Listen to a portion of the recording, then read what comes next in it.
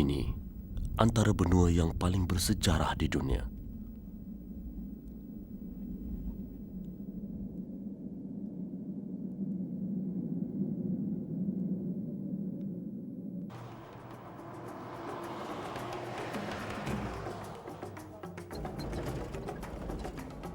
Di kalangan pengembara, ia dianggap sangat mencabar muka buminya, kaya tradisi dan budaya masyarakatnya, menarik flora dan faunanya.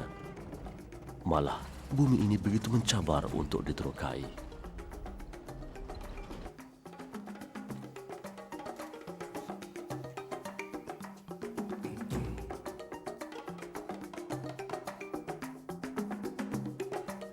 Selama lebih 100 hari, anggota jejak Rasul di benua eksotik ini mendedahkan kami kepada pelbagai pengalaman yang sangat menarik.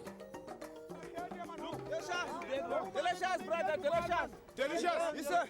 Ya Nabi salam alaika sallallahu ya Rasul salam alaika sallallahu Rahmanir Rahim Maliki Yaumiddin. Iman come in heaven in the oneness of Allah.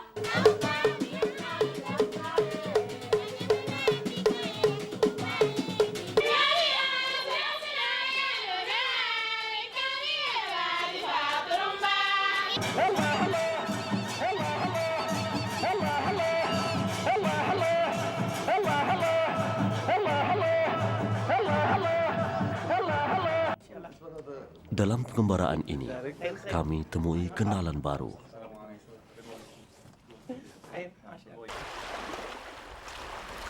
Dan kami belajar bahasa mereka. Mmekosea nyie, mmekosea kuja kuchukua picha bila kutoshauri. Mlaumu mimi waachie. Karibuni wageni. Jambo wageni, karibuni Zanzibar. Gitu, okay? Hamjambo wageni, karibuni Zanzibar.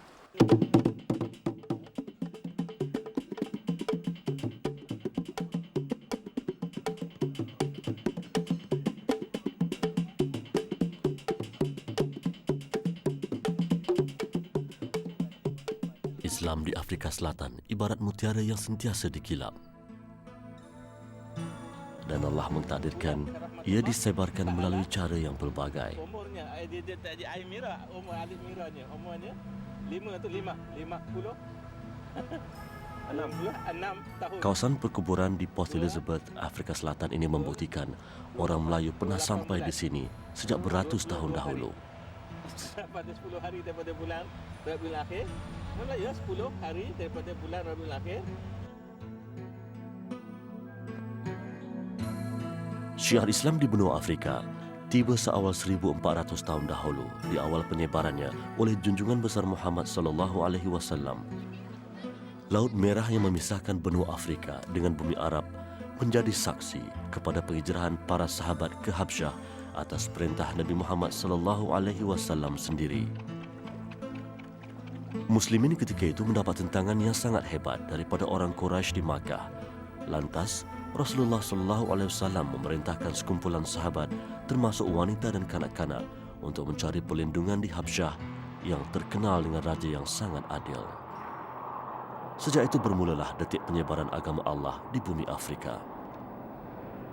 Bagaimanapun lain kisahnya di selatan benua ini, Islam di selatan Afrika tersebar menerusi cara yang agak berbeza daripada biasa. Ia tersebar menerusi perhampaan.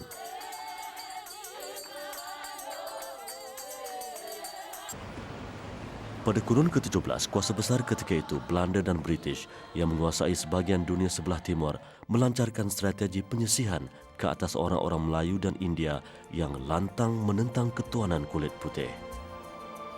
Ulama dan cerdik pandai ditahan dan dibuang negeri jauh ke sudut benua yang sangat asing kepada mereka, selatan Afrika.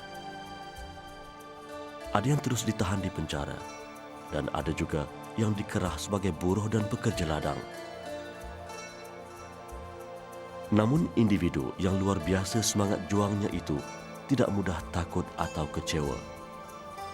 Golongan ulama meneruskan usaha dakwah di tempat baru, antaranya Syekh Abdul Rahman Al-Muturah dan Syekh Yusuf Makassar. Orang yang dianggap sebagai banduan itu akhirnya diiktiraf sebagai pejuang kemanusiaan oleh kerajaan Afrika Selatan. Sehinggalah hari ini, bakti mereka dibalas Allah dengan kesuburan Islam di Afrika Selatan. Kita ikuti beberapa paparan menarik dalam episod Afrika Selatan yang turut dikenali dengan Melayu Cape Town dan masyarakat India Muslimnya.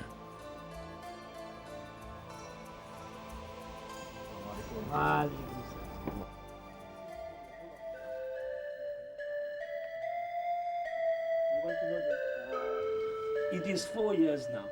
Sheikh Ahmed has suffered a stroke. A stroke. Total paralysis. Cannot move at all.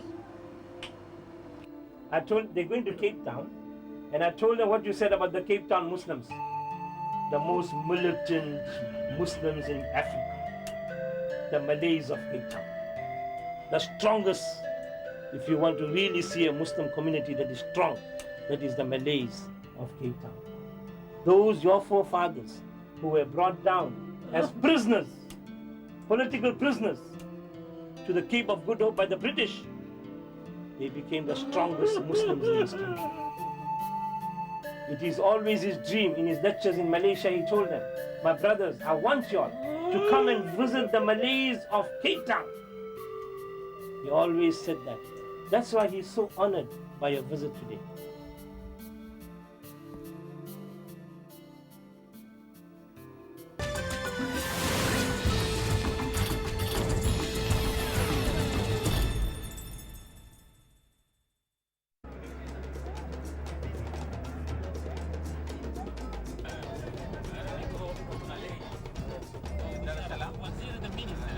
Pengembaraan jejak Rasul di Tanzania membawa pengalaman yang berbeza. Negara Afrika Timur ini menikmati taraf hidup yang sangat berbeza dengan Afrika Selatan. Rakyatnya hidup secara sangat sederhana.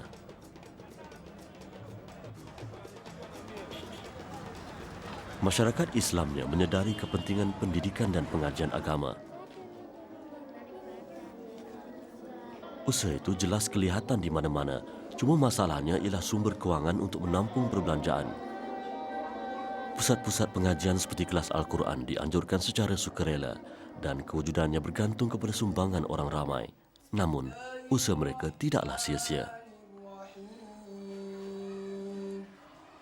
Tabarakalladzi biyadihil mulku wa huwa ala kulli syai'in qadir.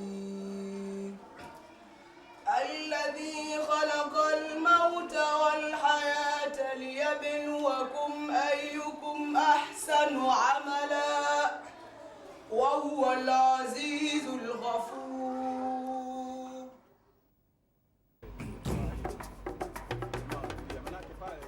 Kira-kira separuh hari perjalanan dari ibu kota Tanzania, Dar es Salaam, ialah tinggalan sejarah di sebuah tempat bernama Bagamoyo.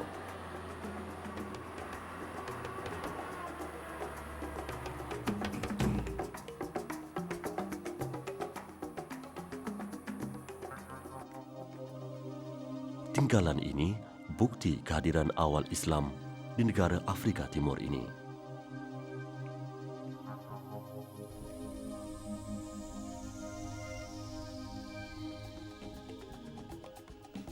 Zanzibar banyak menyimpan sejarah silam. Di Zanzibar, putaran waktu ibarat terhenti. Ombak laut memukul pantai silih berganti. Di tengah samudera luas, bukti nelayan bekerja keras mencari rezeki kelihatan di mana-mana.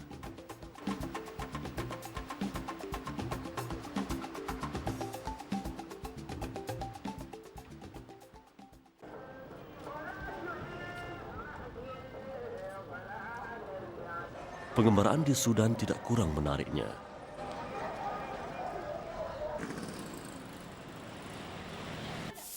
Negara ini lebih mirip kepada dunia Arab.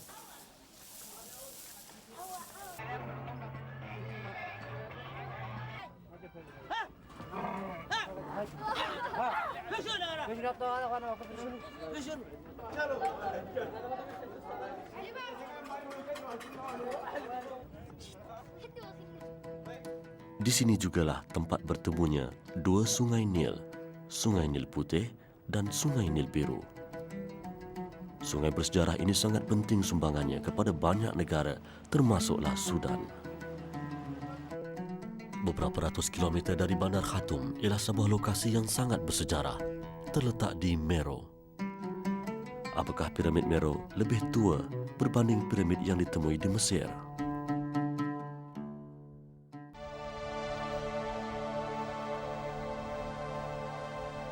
Ombak Laut Mediterranean tidak sekadar merubah wajah pantai negara-negara Afrika Utara. Malah ia turut membawa kuasa asing yang melakar sejarah silam bahagian utara benua kedua terbesar ini. Runtuhan kota Tipasa di utara Algeria menjadi bukti kehadiran pelayar Finik, Rom, Vandal dan Byzantine ke sini.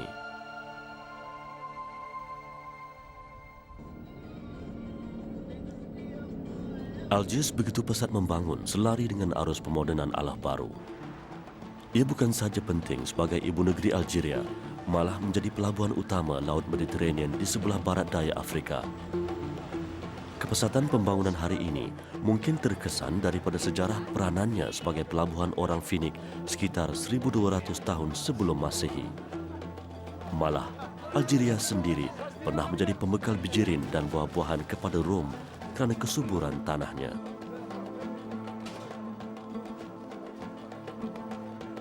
Algeria juga memainkan peranan penting suatu perkembangan syiar Islam di Afrika Utara sekitar kurun ke-7 Masehi.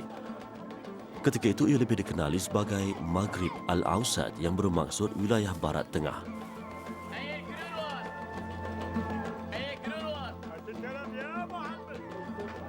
Tlemcen, bandar di sebelah barat Algeria, menjadi pusat kegiatan wilayah Maghrib Al-Awsat. Ia dibebaskan daripada penjajahan Byzantine oleh pejuang Islam Abi Muhajir Dinar. Hasil penerapan akidah Islam yang kukuh dalam jiwa penduduk tempatan telah mendorong mereka mengusir penjajah Perancis yang hadir pada 1834. Tugu Makam Al-Shahid menjadi antara mercu tanda bandar Algiers sebagai memori buat pejuang yang terkorban menuntut kemerdekaan Algeria daripada Perancis.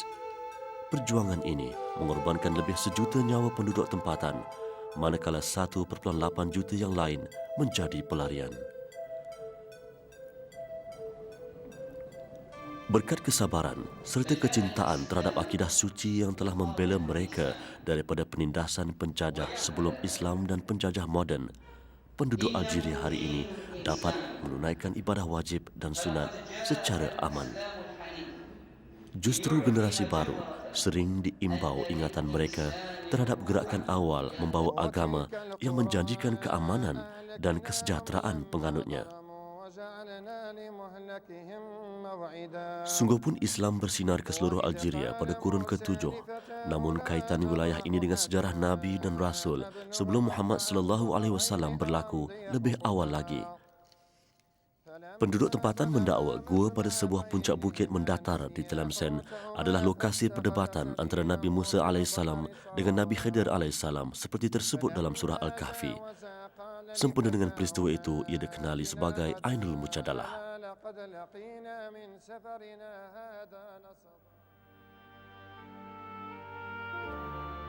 Algeria seumpama muzium yang mengabadikan banyak tinggalan sejarah, khususnya berkaitan dengan umat Islam. Tinggalan runtuhan kota Mansurah di bandar Tlemcen membawa iktibar kesan negatif yang akan dirasai oleh umat Islam jika bertelagah sesama sendiri. Kota seluas 101 hektar ini dahulunya dilengkapi dengan masjid, istana dan taman-taman yang sangat indah. Tetapi, akibat perpecahan sesama Islam ketika itu, ia menjadi mangsa pengepungan selama 7 tahun. Selain Algeria, jirannya Morocco turut mendokumentasikan sejarah silam Afrika Utara menerusi alam semula jadinya. Rangkaian banjaran Atlas di negara ini menjadi benteng kepada penduduk pribumi kaum barbar daripada penindasan Rom. Mereka yang terkenal dengan kemahiran menunggang kuda serta keras hati itu membawa diri ke kawasan pergunungan dan pedalaman padang pasir bagi mengelak polisi yang dilaksanakan oleh penjajah sebelum kehadiran Islam.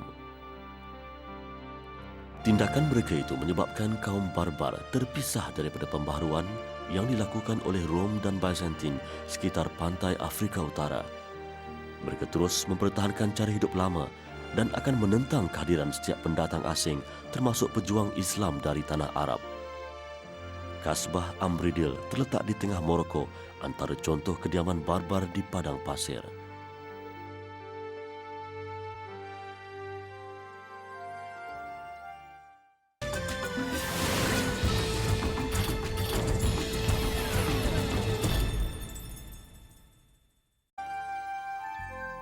Pada hari ini, majoriti masyarakat barbar adalah penganut ajaran Islam.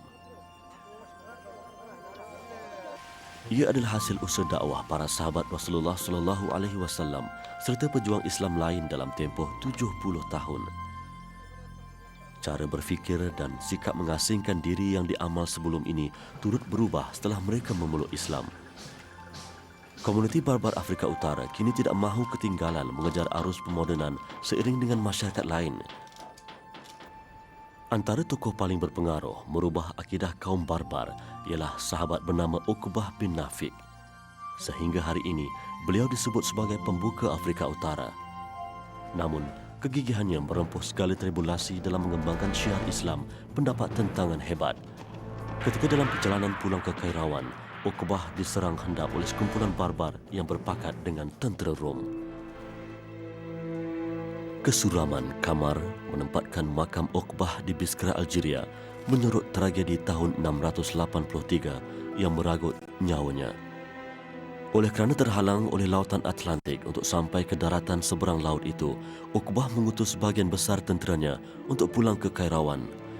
Beliau bersama sebahagian kecil baki tentera pulang agak lewat.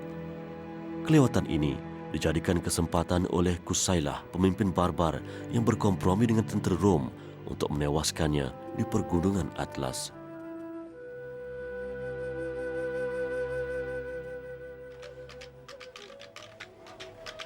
Gugurnya Uqbah di pentas perjuangan tidak menghalang syiar Islam berkembang mekar ke sebelah barat Afrika.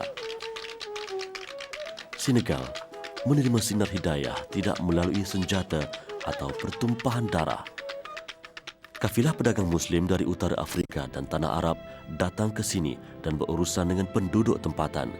Secara tidak langsung, mereka turut mengembangkan akidah Islam.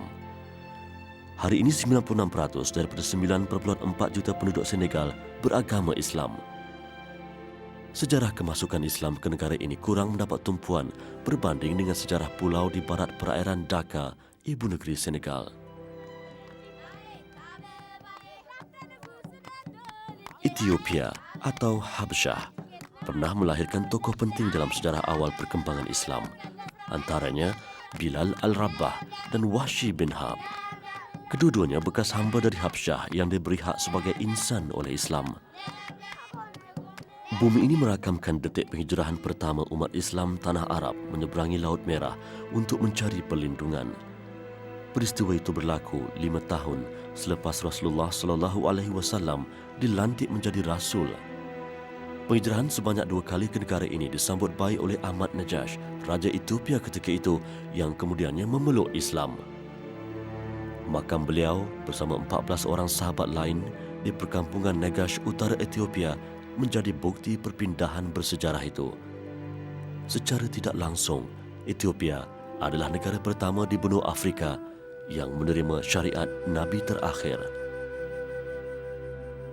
Ikuti penjelajahan kami menyorot sejarah, budaya serta kehidupan umat Islam Afrika menuju satu arah, satu tujuan.